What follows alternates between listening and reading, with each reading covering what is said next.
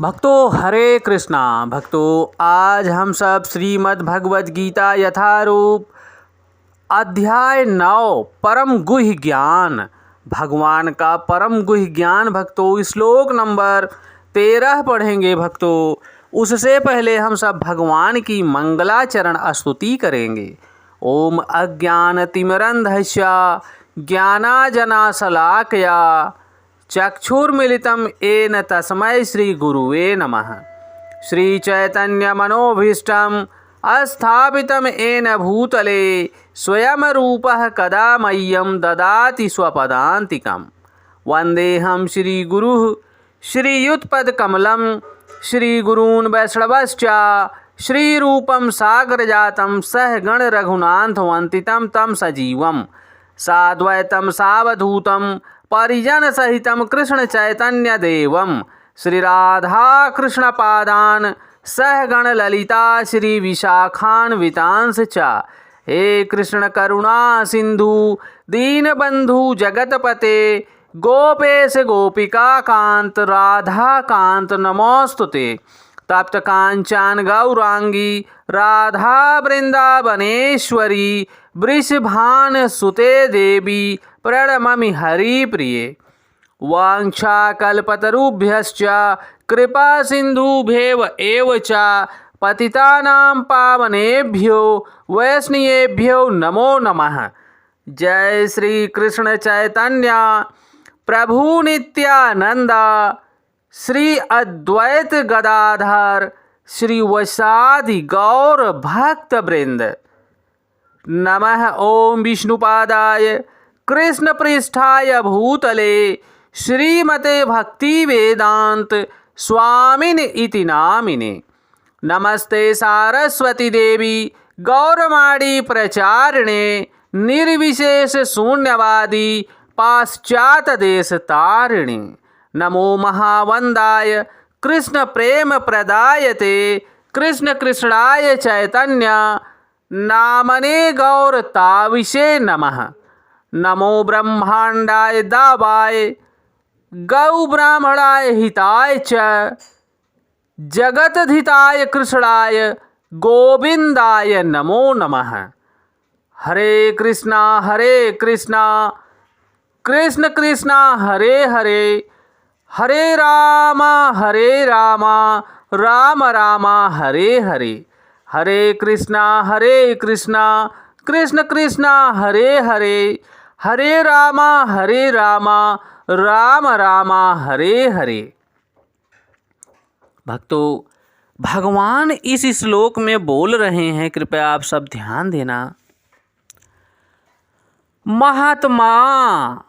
महात्मा नस्तु माम पार्थ दैवीम प्रकृतिमश्रिताः भजयन्तो नयनम सो ज्ञात्वा भूत दिव्यमव्यम। भक्तों मैं एक बार दोबारा पढ़ रहा हूँ, कृपया आप सब ध्यान देना। महाआत्मना तु मम पार्थ दैवीम प्रकृतिम आश्रिताः भजन्ति अनन्यमानसाः ज्ञात्वा भूत आदिम अव्यम। भक्तों यहाँ पर भगवान स्पष्ट कर रहे हैं, भक्तों हे पार्थ, मोह युक्त महात्मा जन दैवी प्रकृति की संरक्षण में रहते हैं। वे पूर्णतः भक्ति में निमग्न रहते हैं, क्योंकि वे मुझे आदि तथा अविनाशी भगवान के रूप में जानते हैं। भक्तों यहाँ पर भगवान बहुत बड़ी बात बता रहे हैं हम सबके लिए। भक्तों कि यहाँ पर अर्जुन को निमित्त बनाकर हम सब जैसे बद्ध जीवों के लिए भगवान बोल रहे हैं। भक्तों कि हे पार्थ, मोह युक्त महात्मा जन जो मोह युक्त होते हैं, भक्तों मोह में सम्मिलित रहते हैं, माया के जाल में फंसे रहते हैं, फिर भी वो महात्मा जन दैवी प्रकृति के संरक्षण में रहते हैं। जो भगवान की दैवी प्रकृति हैं, भगवान की अतरंगा शक्ति हैं, बहिरंगा शक्ति हैं, भक्तों उनकी संरक्षण में रहते हुए वे पूर्णतः भक्ति में निमग्न रहते हैं और भक्ति में मग्न रहते हैं और भक्ति निरंतर करते रहते हैं, क्योंकि वे भगवान परमेश्वर को आदि अविनाशी भगवान के रूप में जानते हैं। भक्तों, यहाँ जगत गुरु स्वामी श्रील प्रभुपाद स्पष्ट कर रहे हैं। भक्तों, कृपया आप सब ध्यान देना।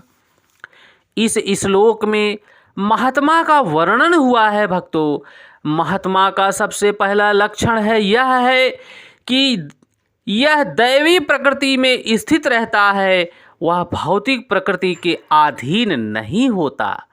और यह कैसे होता है, इसकी व्याख्या 7वें अध्याय में हो चुकी है। भक्तों, जो भगवान श्री कृष्ण की शरण ग्रहण करता है वह तुरंत ही भौतिक प्रकृति के वश से मुक्त हो जाता है। भक्तों, यही वह पात्रता है।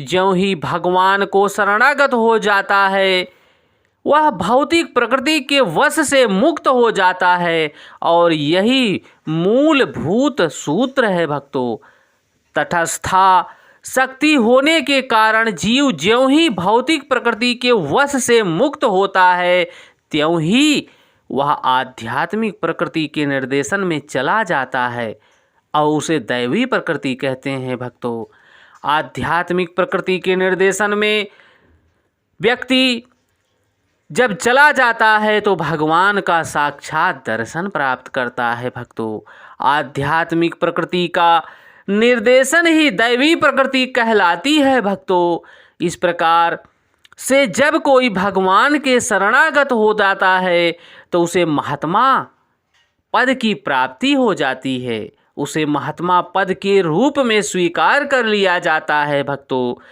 महात्मा अपने ध्यान को कृष्ण के अतिरिक्त अन्य किसी ओर नहीं ले जाता, क्योंकि वह भली भांति जानता है कि भगवान श्री कृष्ण ही आदि परम पुरुष हैं, समस्त कारणों के कारण हैं। इसमें तनिक भी संदेह नहीं है। भक्तों, ऐसा महात्मा अन्य महात्माओं या शुद्ध भक्तों की संगति से प्रगति करता है।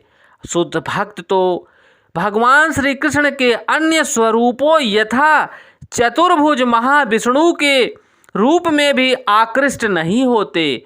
वे न तो भगवान श्री कृष्ण के अन्य किसी रूप से आकृष्ट होते हैं, ना ही वे देवताओं या मनुष्यों के किसी रूप की परवाह करते हैं। वो तो केवल भगवान श्री कृष्ण के कृष्ण भावनामृत में केवल कृष्ण का ध्यान करते हैं, भगवान के नाम का स्मरण करते हैं। वे कृष्ण भावना अमृत में निरंतर भगवान की अविचल सेवा में लगे रहते हैं। भक्तों, क्योंकि भगवान के जो भक्त हैं कृष्ण भावना भावित में डूबे रहते हैं और भगवान के नाम का स्मरण करते रहते हैं। हरे कृष्ण कृष्ण कृष्ण हरे हरे, हरे राम राम राम हरे हरे, हरे कृष्ण कृष्ण कृष्ण हरे हरे, हरे राम राम राम हरे हरे।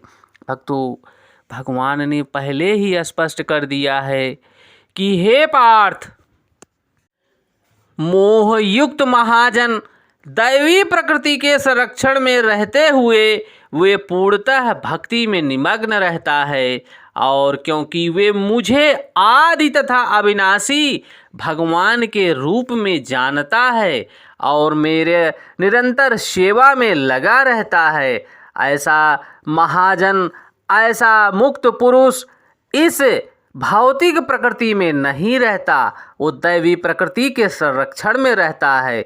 भक्तों, हम सबको भी भगवान श्री कृष्ण की शरणागत होकर भगवान के नाम का स्मरण करना चाहिए, भगवान के लीलाओं का कंठस्थ करना चाहिए, भगवान के लीला स्थलियों का स्मरण करना चाहिए और वहाँ पर पहुंचकर भगवान का दिव्य दर्शन करना चाहिए।